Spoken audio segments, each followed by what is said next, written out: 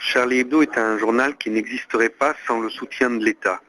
On a oublié, mais au début, on nous avait raconté que c'était Philippe Val et Cabu qui avaient avancé de l'argent personnel pour ce journal. C'est complètement faux. Ce journal a été créé sur les fonds secrets de l'Élysée par François Mitterrand à l'époque.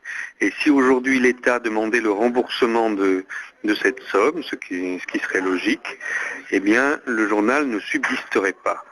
Donc l'État peut faire ce qu'il veut avec Charlie Hebdo. Deuxièmement, les responsables actuels de ce journal ont décidé de se lancer dans cette opération, d'abord parce que c'est une source de revenus évidente pour eux, quand on voit ce que leur ont rapporté les précédentes opérations, par exemple avec les caricatures de Mahomet.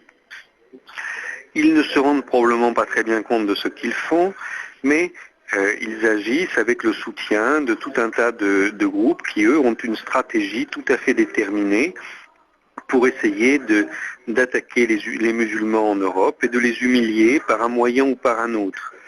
Donc, là encore, il y a des lois en France, non pas pour interdire le blasphème, non pas pour interdire de critiquer telle ou telle religion, mais pour interdire des provocations qui visent à humilier une partie de la population, quelque chose qui divise la société.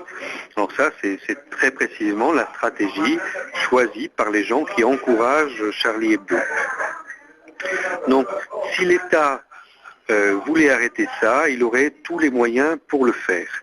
Mais nous sommes maintenant rentrés dans une dérive à l'intérieur de la politique française, qui a été illustrée par exemple par la prise de pouvoir au sein de l'UMP, du parti de Nicolas Sarkozy, par Jean-François Copé, qui a fait sa campagne électorale sur des thèmes exclusivement islamophobes. Il n'y avait rien d'autre qui le distinguait de son challenger. Donc lui, il a inventé des histoires dans les écoles d'affrontements entre les musulmans et les non-musulmans. Donc tout ça, c'est quelque chose qu'on voit se développer à travers des épisodes différents dans la société française et qui sert les intérêts de tous ceux qui sont favorables aux classes des civilisations, c'est-à-dire du mouvement sioniste international.